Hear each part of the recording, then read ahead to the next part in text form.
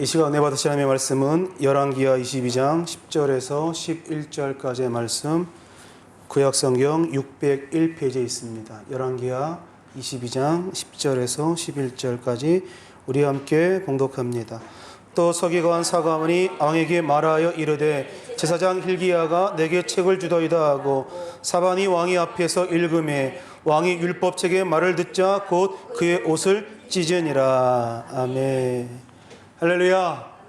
우리 지금 함께 기도합니다. 나라와 민족에서 기도하시고 세우신 교회 위에 주의 은혜가 있게 기도하시고 오늘 시간 주의 음성을 듣기 원합니다. 주님 만나기 원합니다. 오늘 예배 가운데 은혜 더하여 주옵소서. 우리 간절함으로 주의 이름 세 번 부르며 통성으로 기도합니다. 주여 주여 주여. 살아계신 아버지 하나님, 은혜와 사랑 감사합니다. 아버지 땅의 민족을 기억하시고 주님 우리 교회 가운데 함께 하셔서 맡겨진 사명 감당해낼 수 있는 하나님의 귀한 교회이기 원합니다. 아버지 우리 안에 성령께서 충만하게 하셔서 날마다 주님과 함께 동행하며 믿음의 길을 온전하게 걸어가기 원합니다.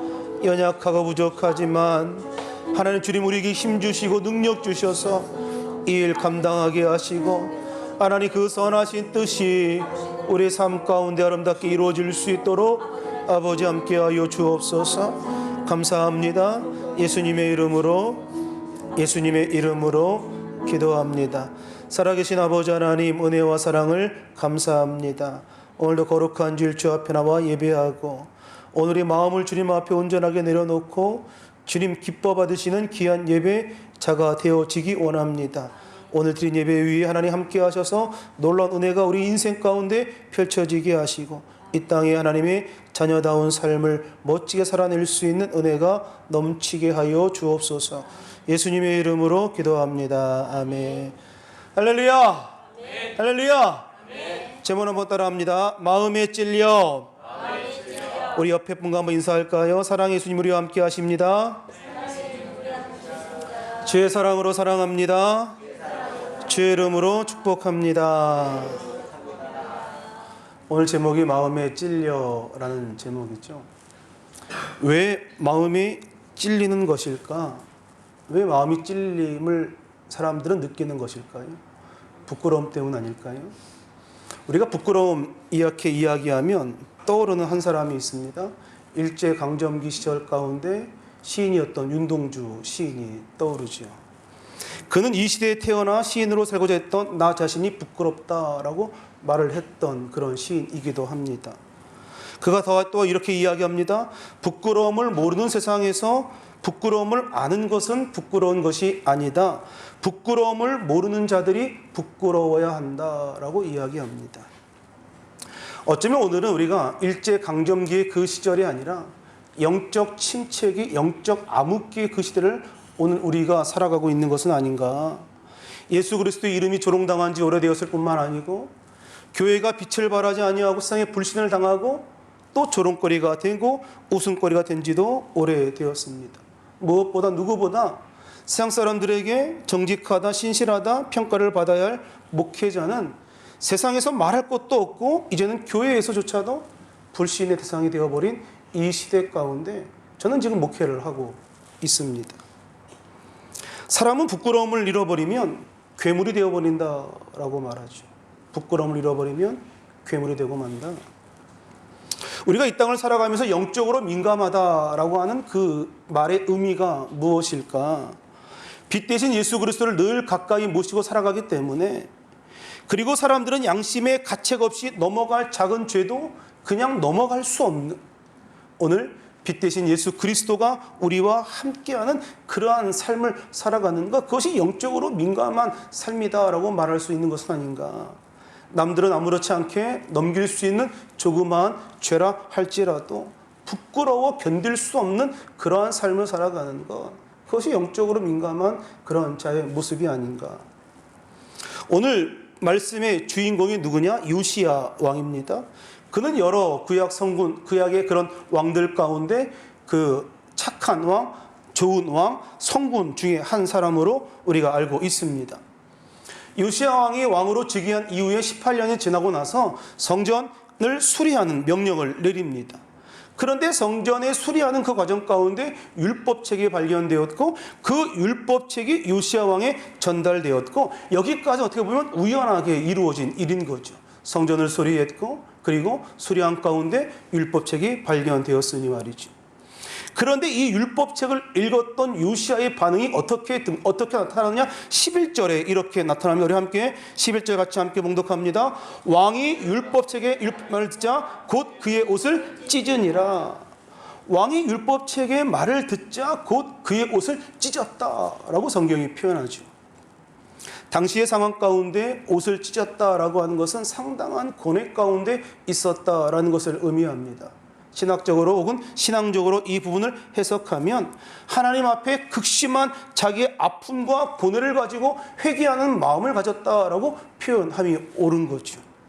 그러니까 요시야 왕은 격렬하게 이 율법책의 말을 듣고 율법의 말을 듣고 자기 옷을 찢을 뿐만 아니라 그 회개한 마음을 가지고 강력한 그 부흥운동, 개혁운동을 그 나라 가운데 이루어 갔다라는 거예요. 중요한 것은 우연히 발견하게 된 이 율법책 그냥 흘려버릴 수도 있는 것인데 그 일을 통하여 하나님 앞으로 나아가는 계기로 요시야 왕이 삼더라라는 거예요. 그러니 그는 그와 같은 영적인 민감성이 있었다는 것, 우연하게 발생된 일 같은데 그 일을 통하여 하나님께 더 가까이 나아가는 그 계기로 삼게 되는 것. 우리가 한국의 기독교를 이야기하면 1907년에 평양 대부흥운동을 빼놓을 수 없는 거죠. 이 평양 대부흥운동의 그 부흥의 시초가 어떻게 됐었느냐? 그 당시 장대현 교회 길선주 장로 그 한 사람의 회개로 말미암아 그 평양 대운동이 시작되었습니다. 갑자기 길선주 장로님이 회중 앞으로 나오더니 깜짝 놀랄 고백을 하는 거예요. 친한 친구가 세상을 떠났는데 그 떠나면서 자기에게 큰 돈을 맡겼는데 그리고 그 돈을 자기의 가족을 위하여 써달라고 이렇게 맡겼는데 길선주 장로님이 그 돈의 일부를 떼어다가 자기가 쓰고 조금만 그 가족에게 주었다. 온 회중 앞에 그것을 고백했습니다. 수많은 성도 앞에 자신의 치부를 드러냈던 거지요. 부끄러운 고백을 한 길선주 장로님, 자신이 아간 같은 존재라고, 자신이 아간 같은 나쁜 놈이라고 그 많은 회중 앞에 자신의 죄를 고백하고 내가 반드시 그 돈을 갚겠노라고 다짐합니다. 삭개오가 주님을 만나고 나서 내가 토색한 것이 있다면 다 갚겠다라고 이야기했던 것처럼 그 길선주 장로님이 그렇게 이야기합니다. 그러자 또 다른 성도가 나와서 자신의 죄를 또 이야기하는 거예요.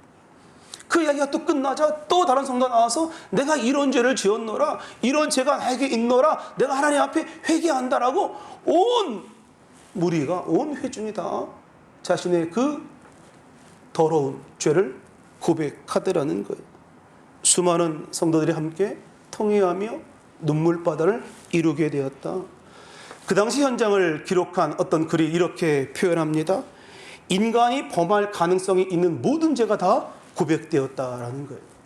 인간이 범할 수 있는 모든 죄가 다 그 자리에서 다 고백되었다.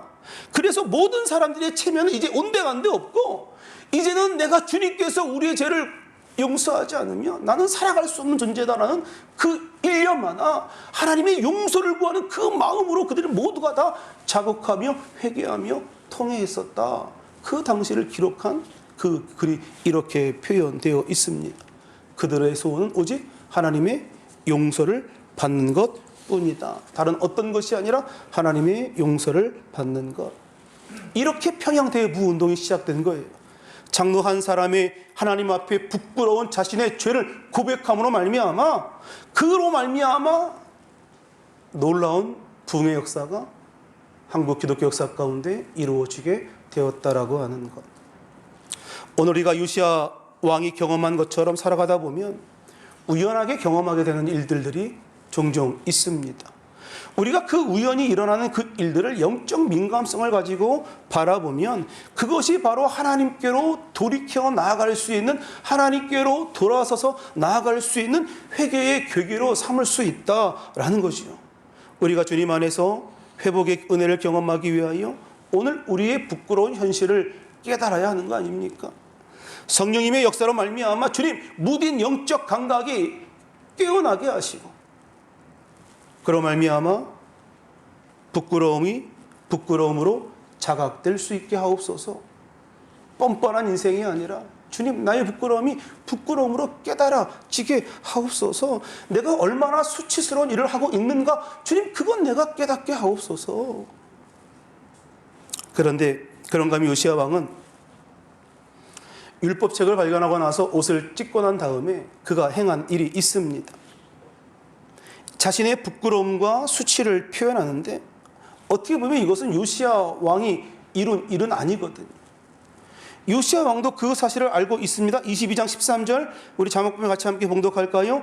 우리 조상들이 이 책의 말씀을 듣지 아니하며 이 책에 우리를 위하여 기록된 모든 것을 행하지 아니하였으므로 야훼께서 우리에게 내리신 진노가 크도다. 그러니까 요시야 왕이 뭐라고 이야기하는 거예요? 이 지금 우리 민족 가운데 하나님의 진노가 있는 것은 우리 조상들의 죄로 말미암은 것이다 라고 알고 있는 거예요. 실제로 요시야 왕의 할아버지가 므낫세 왕인데요, 정말 악질 중에 악한 왕이었습니다. 그런데 요시야 왕은 이것이 우리 조상 때문에 된 것이 아니라고 말하고 있고, 자신의 옷을 찢으며 회개의 자리로 나아가더라. 이것이 무엇을 의미하는 것일까? 왜 요시야 왕은 자신의 옷을 찢고 그 회개의 자리로 나아갈 수밖에 없었을까? 요시야 왕 할아버지는 악한 왕이었지요. 므낫세는 그의 아버지가 히스기야 왕이었는데, 히스기야 왕이 제거했던 우상의 산당들을 다시 세우고 바알을 위한 제단을 쌓았던 이가 므낫세 왕이었습니다. 이런 모습은 이 요시야의 아버지인 아몬 왕에게도 동일하게 나타나고 있습니다. 그는 므낫세와 같이 하나님 앞에 악한 일을 저질렀던 왕으로 기록되어 있었고, 그러다가 집권 2년 만에 그는 사살당하고 죽음을 당하고 맙니다. 이런 비극적인 가족사에서 8살 된 요시야가 그 당시 왕에 등극한 거예요. 그러니 이런 나이에 왕이 올랐으니 얼마나 불안하고 얼마나 두렵고, 8살 나이지 우리 한국으로 이야기하면 초등학교 1학년 들어가야 할 나이인데 한 나라를 다스려야 할 왕이 되었으니 얼마나 불안하고 두려웠겠는가. 그런데 이 요시야 왕이 16살 되던 해에 인생의 대전환을 맞이합니다. 왕으로 등극한 지 8년 만의 일인데 역대하 34장 3절에 이렇게 기록됩니다. 아직도 어렸을 때 곧 왕이 있은 지 8년 만에 그의 조상 다윗의 하나님을 비로소 찾았다라고 이야기하죠. 오늘 이런 영적 자각, 비로소 하나님을 찾았다, 비로소 자기 조상의 다윗 하나님이었던 그 하나님을 이 요시야 왕이 찾았는데, 그런 요시야 왕을 성경이 어떻게 평가하느냐? 34장 2절 우리 같이 함께 봉독합니다. 야훼 보시기에 정직하게 행하여 그의 조상 다윗의 길로 걸으며 좌우로 치우치지 아니했다. 오늘 하나님을 찾았던 이 요시야 왕을 성경은 어떻게 평가하느냐? 하나님 보시기에 정직했다. 그리고 그의 조상 다윗의 길로 걸었고 좌로나 우로나 치우치지 않았다. 우리 이런 표현들은 성경에 선왕 그리고 좋은 왕, 그 왕들에게 사용되어졌던 전형적인 문구인데요, 이 16살이었던 요시야 왕에게 또 동일하게 지금 표현되고 있는 거예요. 하나님 앞에 정직하게 행했고 다윗 조상의 길로 나아가 좌로나 우로나 치우치지 않았다. 그러니 요시야 왕이 그 율법책을 발견하고 그로 말미암아 회개의 자리로 나아갔던 것, 그냥 단순하게 율법책을 발견했을 그 시점에 이루어진 것이 아니라 이미 16살에 오늘 그의 마음에 하나님을 찾았고, 오늘 그의 내면에 무엇으로 가득 차 있었느냐? 하나님으로 가득 차 있었다. 그러니 그가 율법책을 발견하고 나서 그의 말씀을 듣고 나서 회개 자리로 나아갈 수 있었다라는 거예요. 한순간에 회개 자리로 나아간 것이 아니라 이미 16살에 하나님을 만났고, 그 만남 가운데 그의 내면 세계 가운데 하나님이 좌정하셨고 성령님이 임하셨고 성령님이 그의 모든 삶을 전적으로 주장하시고 나니 우연히 발견된 율법책을 가지고 무시하고 넘긴 것이 아니라 그 말씀을 듣고 회개 자리로 나아가 부흥의 은혜를 맛보았다라고 성경이 말씀하고 있는 거예요. 그러니 내면 세계를 관리하는 것이 정말 중요하니까 우리 마음 가운데 무엇이 자리 잡고 있느냐? 우리가 성령으로 충만하느냐? 아니면 성령으로 충만하지 않느냐? 하나님의 영으로 가득 찬 삶을 살아가느냐? 아니면 그렇지 않은 것이냐? 똑같은 이슬이지만 그것을 뱀이 먹으면 독을 만들어내고, 똑같은 이슬이지만 벌이 먹으면 꿀을 만들어낸다 이야기하죠. 똑같은 상황에서 똑같은 말씀을 듣고 똑같은 본문으로 말씀을 묵상하더라도 그 내면 세계 가운데 무엇이 자리 잡고 있느냐에 따라서 그 사람의 모습이 천차만별 달라지더라라는 거예요. 내 안에 무엇이 있느냐, 내 안에 무엇이 자라나고 있느냐, 그에 따라 내 모습이 달라지더라. 요시야 왕이 그 내면 세계 가운데 하나님이 자정하시고 임하시니 율법책을 발견하고 나서 회개 자리에 자기 옷을 찢고 회개 자리로 나아가고 그의 율법의 말씀대로 우리가 따라 순종하며 살 것이다 고백해낼 수 있었던 것은 그의 내면 세계 가운데 하나님이 함께 하셨기 때문입니다. 교회나 사회나 남 탓하는 비난이 난무하기 쉬운데 오늘 요시야 왕은 그러지 않았다는 거예요. 여러분, 죄성을 가진 인간은 늘 남 탓하기에 바쁩니다. 죄성을 가진 인간은 늘 다른 사람, 모든 것들을 다른 사람에 돌리기를 너무 좋아하는 성향을 가지고 있습니다. 저뿐만 아니라 저도 마찬가지로 같은 목회자이지만 어떤 목사님을 바라보면 저러지 말아야지, 왜 저런 모습을 가지고 있지? 이렇게 제가 생각할 때도 있더라는 거예요. 그런데 어느 날 생각해 보니까 그렇게 손가락질을 당하고 있는 그 목사님이 그 문제보다 그렇게 지적하고 있는 제 자신이 더 문제임을 보게 되더라는 거예요. 나는 그렇지 않다고, 나는 저런 사람 아니라고 그렇게 교만했던 제 모습이 있더라는 거예요. 비록 저만 그런 거 아니지 않습니까? 오늘 우리가 나는 그런 사람 아니라고, 나는 절대 그렇지 않다고 오늘 그렇게 생각하고 교만 가운데 있는데 하나님은 그것을 더 악하다 생각할 수 있는 거예요. 하나님은 교만을 싫어하시기 때문에 그렇습니다. 나는 다르다는 생각, 그것이 하나님 보시기에 악한 것이다. 가정도 마찬가지 아닙니까? 가정에 문제가 있는데 남편 탓하고 아내 탓하고, 가정을 돌보지 않는 남편 때문에 우리 가정이 문제인 거야, 아니 가정교육 제대로 안 시킨 그 아내 탓으로 말미암아 우리 가정이 어려운 거 아니야? 늘 이렇게 남 탓하는 건, 여러분 그렇게 생각할 때는 답이 없는 거예요. 요시야 왕처럼 조상들의 죄였지만 조상의 탓으로 그 죄를 돌리지 아니하고 자신이 회개의 자리로 나아가야 그것이 회복이 이루어지는 거 아닙니까? 우리 가정에 문제가 있다면 주님, 제가 문제입니다. 그 회개 자리로 나아가야 거기서 회복이 있는 거 아닙니까? 주님, 우리 가정에 일어난 일 다 저의 부족함으로 말미암아 이루어진 것입니다. 주님의 은혜를 구하고 주님, 우리 가정에 하나님의 평강이 있기를 원합니다. 간절히 기도할 때에, 자신의 옷을 찢을 때에 그것 가운데 회복이 있는 것이 아닌가. 상대방의 옷을 찢는 것이 아니라 내 옷을 찢고 회개 자리로 나아갈 때에 하나님의 회복의 은혜가 임하게 될 줄로 믿습니다. 교회 안에 이렇게 문제가 있다고 저를 찾아오시는 분들이 있는데요. 물론 교회 안에는 여러 가지 문제들을 가지고 있는 것은 맞습니다. 늘 제가 그런 분들께 이런 이야기합니다. 교회 안에서 일어나는 많은 일들의 모든 일들 가운데 80% 이상은 다 목사 책임이다. 무슨 일이 일어나든지 간에 다 목사 책임이다. 다 나의 부족한 탓이고 그러니 나를 위해서 기도해달라고 이야기합니다. 우리가 누구를 탓하고 답이 없는 거예요. 오늘 우리 모두가 주님 앞에 우리 연약함을 가지고, 나약함을 가지고 주님, 내가 죄인입니다. 회개하며 자복할 때에 그 안에 회복의 은혜가 일어나는 것은 아닌가. 우리 모두가 다 주님 앞에 부끄러운 모습 갖고 있지 않습니까? 그렇다면 주님 앞에 그 모습을 가지고 나아가야 하는 거죠. 그럴 때 회복의 은혜가 있는 거죠. 저 사람 저렇게 부끄러운 모습이야. 그럼 나는 부끄럽지 않냐 이거예요. 나도 마찬가지로 부끄럽고 수치스럽고 늘 죄악 가운데 거하는 삶을 살아가고 있는데 마치 나는 아닌 것냐 이야기하고 있는 우리들의 모습이 우리에게는 있는 것은 아닌가 생각합니다.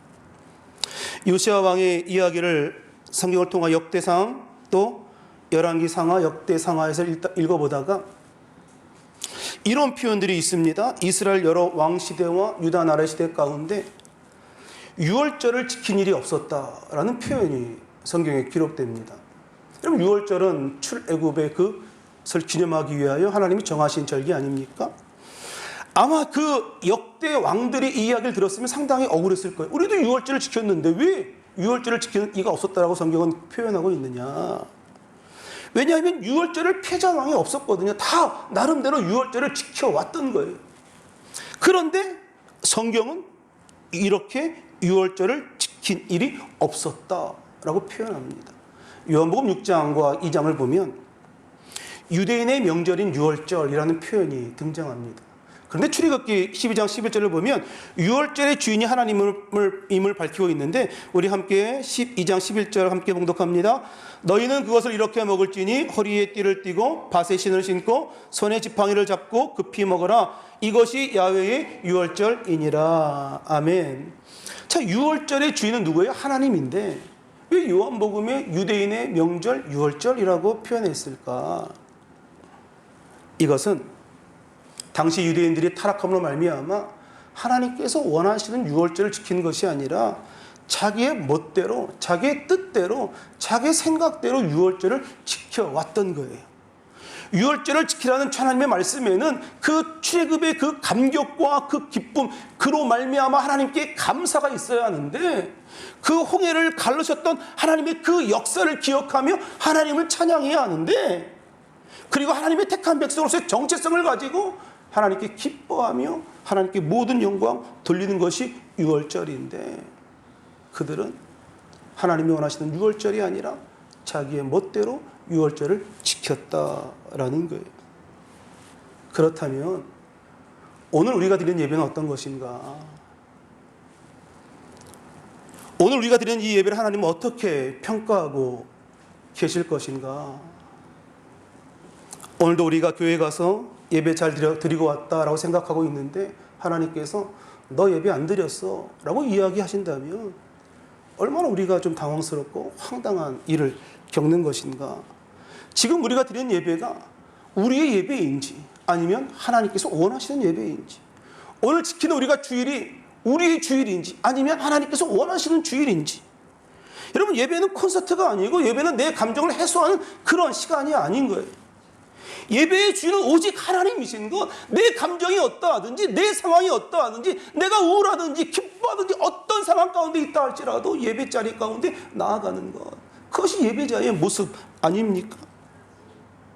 내 상황과 감정에 상관없이 늘 주님 앞에 예배자의 모습으로 서야 하는 것, 정성껏 예배드려야 하는 것. 그럴 때 하나님께서 그 예배를 기뻐 받아주신다. 관성에 의하여 습관에 의하여 드려진 예배가 아니라 마음이 담겨 있을 때 그 예배를 하나님께서 기뻐하시지 않겠는가? 오늘 우리의 마음이 예배 가운데 담겨 있는가? 마음이 예배 가운데 담겨 있는 것, 여러 가지 모양으로 표현될 수 있는 거 아닙니까? 우리의 옷차림에도 표현될 수 있는 것, 예배드리고 있는 자의 그 옷차림에도 오늘 하나님 앞에 예배를 드리러 간다라고 하는 그 마음이 표현될 수도 있는 거죠. 오늘 우리가 드린 예배가 하나님께서 기뻐하시는 예배이신가? 하나님께서 축복하시는 예배인가? 우리 깊이 생각해 봐야 할 필요가 있을 것 같습니다. 결혼하지 않았던 한 자매가 그 가정이 아무도 믿지 않아서 혼자 교회를 다니고 있었습니다. 그런데 마음 가운데 가정 예배를 좀 드리고 싶다라는 마음이 막 감동으로 다가온 거예요. 그런데 아무도 믿지 않으니까, 혼자 믿고 있으니까 가정 예배를 같이 드릴 수 없잖아요. 그래서 거실에 혼자 앉아 찬성을 펴고 찬양하고 말씀 읽고 기도합니다. 하나님, 우리 가정에 하나님의 은혜가 있기를 원합니다. 하나님, 우리 가정에 구원의 은혜가 있기를 원합니다. 눈물로 기도하며 예배를 드렸습니다. 인간적으로 보았을 때는 한 사람이 드리는 연약한 예배 아닙니까? 그런데 하나님께서 그 예배를 기뻐하셨을까요? 기뻐하지 않으셨을까요? 저는 기뻐했을 거라고 생각합니다. 한 사람이 드리는 비록 그 예배이지만 그 예배 안에 마음을 다하고 정성을 다하고 뜻을 다하였기 때문에 하나님께서 반드시 그 예배를 기뻐하시고 그 자매에게 큰 은혜를 허락하여 주셨을 것이다. 오늘 우리가 드린 예배가 하나님께서 기뻐하시는 귀한 예배이기를 주의 이름으로 축원합니다. 사도행전에 보면 마음에 찔려라는 표현이 2번 등장하는데요. 사도행전 2장과 7장에 등장합니다. 사도행전 2장 37절 우리 같이 함께 봉독합니다. 그들이 이 말을 듣고 마음에 찔려 베드로와 다른 사도들에게 물어 이르되 형제들아 우리가 어찌할꼬 하거늘. 마음에 찔렸다라고 표현하지요. 이에 베드로가 38절에 대답하는데 38절 같이 봉독합니다. 베드로가 이르되 너희가 회개하여 각각 예수 그리스도의 이름으로 침례를 받고 죄의 사함을 받으라. 그리하면 성령의 선물을 받으리니. 말씀을 듣고 사람들이 마음에 찔려 하니까 베드로가 충고합니다. 너 그 찔리는 마음을 가지고 주님 앞으로 나아가. 주님 앞에 나아가서 죄 사함 받고 그리고 성령의 선물을 받아서 하나님의 사람으로 살아가. 베드로가 충고하는 거예요. 그럼 베드로가 왜 이런 충고를 했을까? 사도행전 7장으로 넘어가면 우리가 그 이유를 알 수 있는데요. 7장 54절 우리 같이 함께 봉독합니다. 그들이 이 말을 듣고 마음이 찔려 그를 향하여 이를 갈거늘. 자, 이 장과 똑같이 무슨 표현이냐면 마음에 찔렸다. 그런데 뒤에 이야기가 다른 거죠. 이 장에서는 우리가 어찌할꼬 이야기했지만 7장에서는 이를 갈았다 라고 표현합니다. 똑같이 마음에 찔림이 있었는데, 똑같이 마음에 어떤 그런 유동침이 있었는데 2장과 7장은 전혀 다르게 반응하더라는 거예요. 그들은 마음에 찔려서 이를 갈았다 성경이 이야기합니다. 그들이 찔리는 마음으로 이를 갈아야 하는 것이 아니라 하나님께 나아가 마음을 교정하고 변하여 새 사람이 되어야 하는데, 그렇지 않고 방치하니까 어떤 결과가 나타나느냐? 7장에 스데반을 돌로 쳐 죽이는 장면이 등장합니다. 그들의 마음에 찔려서 이를 갈아가지고 어떻게 하는 거예요? 스데반을 돌로 쳐 죽이는 거예요. 사도행전 2장에 보면 마음에 찔려 우리가 어떻게 할까라고 고백했을 때에 그들의 베드로의 충고를 받아 주님 앞으로 그 문제를 가지고 나아갔을 때 초대교회의 대부흥의 역사가 일어났었는데, 7장에서는 똑같이 마음이 찔렸는데 그 감정이 동일하게 있었는데 하나님 앞에 나아간 것이 아니라 격분하고 분노하고 흥분하니까 돌로 쳐 죽이는 일을 이루게 되더라라는 거예요. 우리가 마음에 찔림이 있을 때 우린 어떻게 해야 할 것인가? 오늘 그 문제를 주님 앞에 가지고 나아가지 않으면 나빠질 수밖에 없다는 거예요.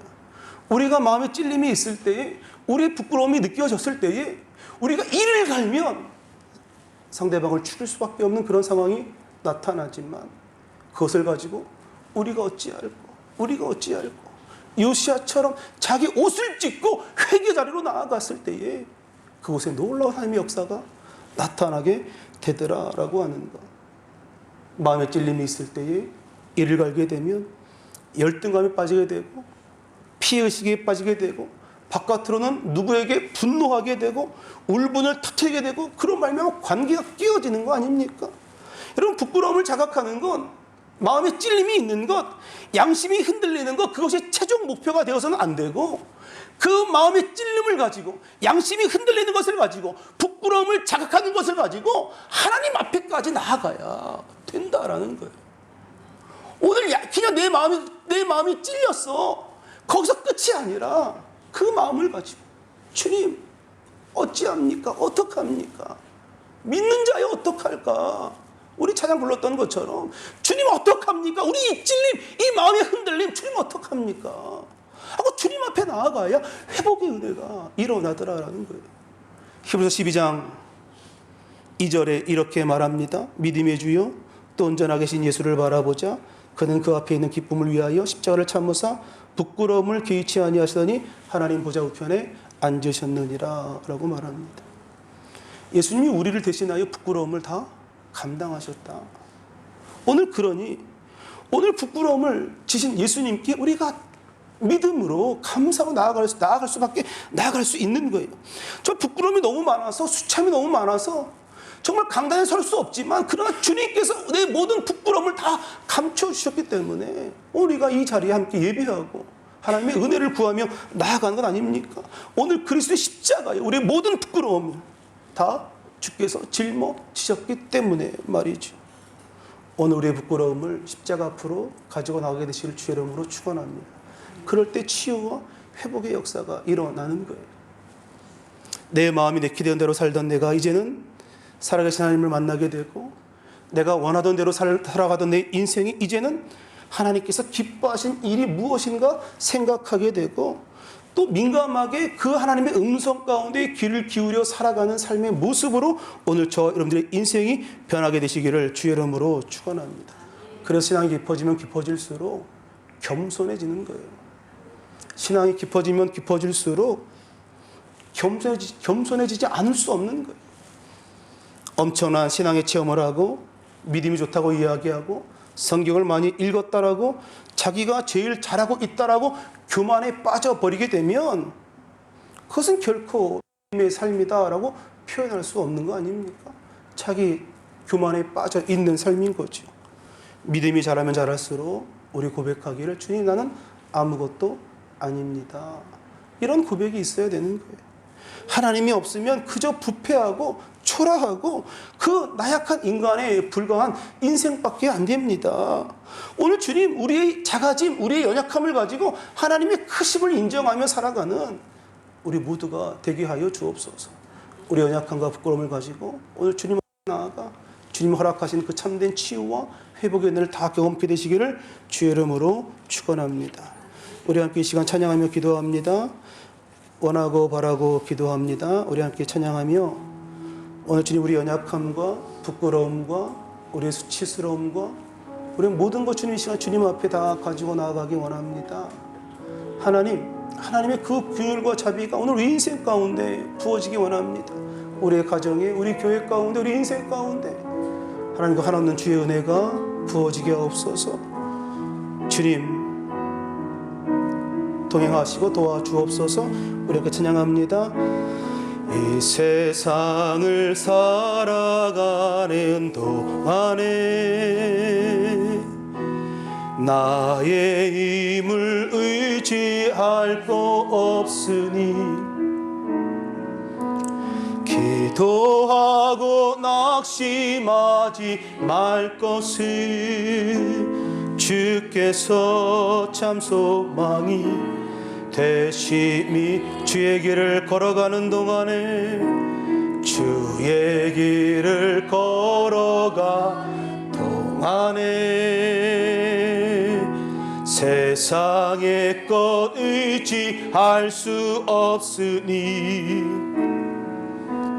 감사하고 낙심하지 말 것을 주께서 참 소쁨이 되심이라. 하나님의 꿈이 나의 비전이 되고 예수님의 성품이 나의 인격이 되고 성령님의 권능이 나의 능력이 되길 원하고 바라고 기도합니다. 우리 시간 함께 시간 기도하기 원합니다. 하나님 말씀을 들을 때에 우리 마음 가운데 찔림이 있습니다.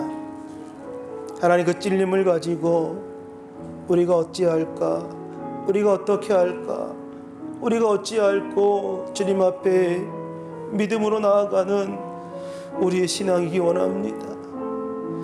이를 갈며 스데반을 돌로 쳐 죽였던 그들의 모습을 우리가 담지 않게 하시고 마음의 찔림이 있을 때에 부끄러움이 깨달아졌을 때에 오늘 즉시 주님 앞에 나아가 우리의 옷을 찢고 회개하며 통회하며 자복하게 하셔서 오늘 무너졌던 우리의 마음이 회복되게 하시고 무너졌던 우리의 심령이 회복되게 하시고 우리의 상한 심령이 회복될 수 있도록 주님 우리와 함께 해달라고 오늘 가져온 기도의 모든 간구에 주께서 응답해달라고 우리 다 함께 주의 이름 세 번 부르며 통성으로 기도합니다. 주여 주여 주여.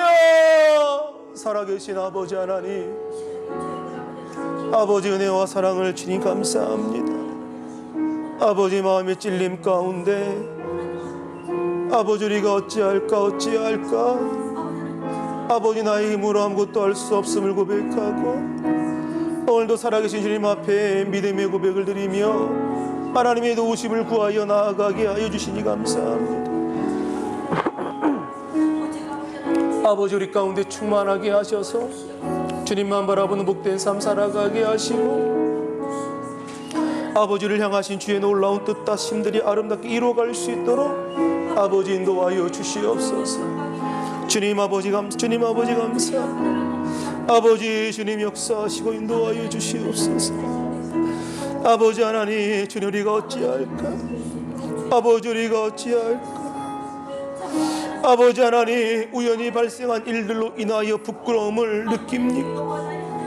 아버지 그 마음의 찔림을 양심에 맡기지 않게 하시고 오늘 우리를 위하여 대신 십자가 진 예수 그리스도께로 나아가 우리의 마음의 찔림과 부끄러움을 내려놓게 하여 주옵소서.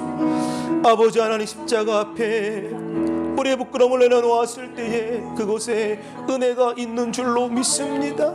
아버지 함께 하시고 더욱더 신앙이 깊어지게 하시고 더욱더 하나님 믿음이 깊어지게 하시고 아버지 주가 없으면 하나님이 없으면 나는 부패하고 초라한 인생길 밖에 살아갈 수 없습니다. 고백하게 하셔서 우리의 작아짐을 인정하고 하나님의 크심을 바라보며 살아가게 하여 주옵소서. 이 세상을 살아가는 동안에 나의 힘을 의지할 수 없으니 기도하고 낙심하지 말 것은 주께서 참 소망이 되심이라. 주의 길을 걸어가는 동안에 세상의 것 의지할 수 없으니 감사하고 낙심하지 말 것은 주께서 참 기쁨이 되시니 하나님의 꿈이 나의 비전이 되고 예수님의 성품이 나의 인격이 되고 성령님의 권능이 나의 능력이 되길 원하고 바라고 기도합니다. 아픈 분은 아픈 곳에 믿음의 손고 기도하고 마음의 손에서 기도합니다. 살아계신 아버지 하나님, 은혜와 사랑을 감사합니다. 하나님, 마음의 찔림이 있을 때에 우리가 어찌할까 주님 앞에 나아가기를 원합니다. 우리를 위하여 대신 십자가신 그 예수 그리스도 앞에 우리의 연약하고 부족한 모습 가지고 우리 있는 모습 그대로 주님 앞에 나아가기 원합니다. 아버지, 풍성하신 주의 은혜가 있게 하셔서 주님만 바라보는 복된 삶 살아가게 하시고 하나님의 은혜로 말미암아 믿음의 귀한 역사가 우리의 삶의 자리 가운데 넘쳐나게 하여 주옵소서. 주님 앞에 나아간 우리 심령 위에 하나님 치유와 회복의 은혜를 더하여 주시고 하나님만 바라보고 주님만 의지하고 늘 주님과 동행하는 복된 삶을 살아가게 하여 주옵소서. 이 시간 마음의 간절한 소원 주 앞에 믿음으로 고백하여 싸우니 믿음의 모든 고백 위에 응답하여 주시고 때를 따라 도우신 주의 축복이 임하게 하시고 특별히 하나님의 귀한 자녀들의 인생길 가운데 하나님의 영광이 나타나게 하여 주옵소서. 이 시간 믿음으로 앞서서 기도합니다. 저같이 찌게 맞음으로 너희가 남을 입었다 하신 주님 그 말씀 믿고 선포합니다. 나사렛 예수 그리스도의 이름으로 명하노니 육체의 모든 질병은 떠나갈지어다. 육체의 모든 질병은 떠나가라. 떠나갈지어다. 깨끗하게 받을지어다. 건강의 복이 임할지어다. 주님 아버지 함께 하시고 깨끗게 하시고 건강 주셔서 주 잘 섬기는 은혜가 우리 인생 가운데 넘치게 하여 주옵소서. 오늘 믿고 간구한 모든 소원들 아름답게 응답하시고 넘치는 은혜로 주께서 채워 주옵소서. 예수님의 이름으로 기도합니다. 잠시 고개를 숙이시고 제 말에 귀를 기울이시기 바랍니다. 여러분 가운데 나는 아직 예수 믿지 않습니다. 나는 타락했습니다. 혹은 내게 아직 구원의 확신이 없습니다. 계시면 종이 자리에서 일어서 주시기 바랍니다. 여러분